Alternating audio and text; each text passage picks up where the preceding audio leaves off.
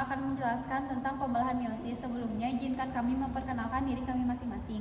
Perkenalkan, nama saya Selvi Apriani. Nama saya Selin Nur Safwa. Nama saya Rianti Agustina. Nama saya Saila Bintang Sandrina. Nama saya Sandi Firdaus. Kita akan menjelaskan tentang pembelahan meiosis. Pembelahan sel meiosis adalah pembelahan sel yang menghasilkan 4 sel anakan yang masing-masing sel memiliki separuh dari jumlah sel induknya. Fungsinya untuk menghasilkan sel gamet, yaitu sel telur dan sel jantan atau sperma. Perbedaan pembelahan meiosis dan pembelahan mitosis terdapat pada jenis sel. Pada pembelahan mitosis menghasilkan sel tubuh atau sel somatik, sedangkan pada pembelahan meiosis menghasilkan sel kelamin atau gamet. Yang kedua, pada pembelahan sel. Pada pembelahan mitosis terjadi pembelahan sebanyak 1 kali, dan sedangkan pada pembelahan meiosis terjadi pembelahan sel sebanyak 2 kali. Selanjutnya ada dari jumlah sel anakan. Dalam pembelahan mitosis menghasilkan 2 sel anakan, sedangkan pada pembelahan meiosis menghasilkan 4 sel anakan. Selanjutnya ada dari sifat sel anakan.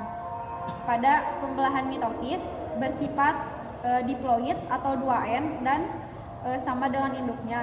Sedangkan pada pembelahan meiosis menghasilkan 4 sel anakan yang bersifat haploid, lalu jumlahnya beda dengan induknya. Lalu tujuannya yang pertama dari pembelahan meiosis untuk pertumbuhan dan perkembangan, sedangkan dari pembelahan meiosis untuk gametogenesis.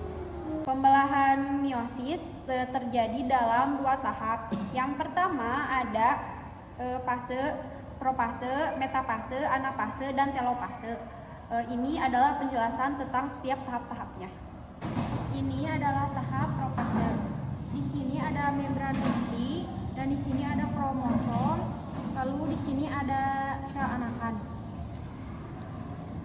Pada tahap ini, profase diawali dengan leptopen, di mana kromosom yang terdiri dari serat kromatin memanjang dan membentuk struktur promomer dan mengarah ke sentriol. Kromosom yang sama kemudian dipasangkan atau disebut dengan zigoten. Pemasangan kromosom dibantu oleh kompleks protein sinaptomal agar stabil. Di sini kromosom mulai memadat dan mengganda, dan membran inti menjadi bagian-bagian kecil atau rusak. Dan selanjutnya di sini ada metafase. Kromosom berjajar pada bidang pembelahan. Di sini ada kromosom dan di sini ada bidang pembelahan. Di sini bidang kutub dan di sini bidang kutub. Metafase adalah fase di mana kromosom yang terikat pada benang berkumpul secara sejajar pada ekuator sel. Pada fase anafase, kromosom akan bergerak ke 2 kutub yang berlawanan, sedangkan sentromer masih utuh. Pada anafase, kromosom homolog akan bergerak menuju kutub yang berlawanan akibat tarikan dari benang gendong. Sementara itu juga akan terjadi reduksi kromosom. Proses selanjutnya setelah anafase adalah telopase. Di sini kromosom menuju kutub yang berlawanan sehingga hasilnya jumlah kromosom yang sama. Telopase.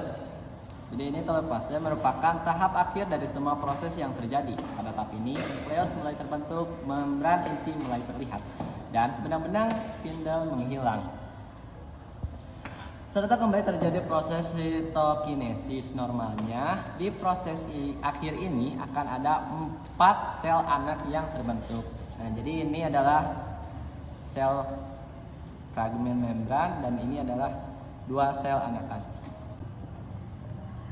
Sekian dari kelompok kami. Mohon maaf apabila banyak kesalahan, karena kesempurnaan hanya milik Allah Subhanahu wa taala. Wassalamualaikum warahmatullahi wabarakatuh.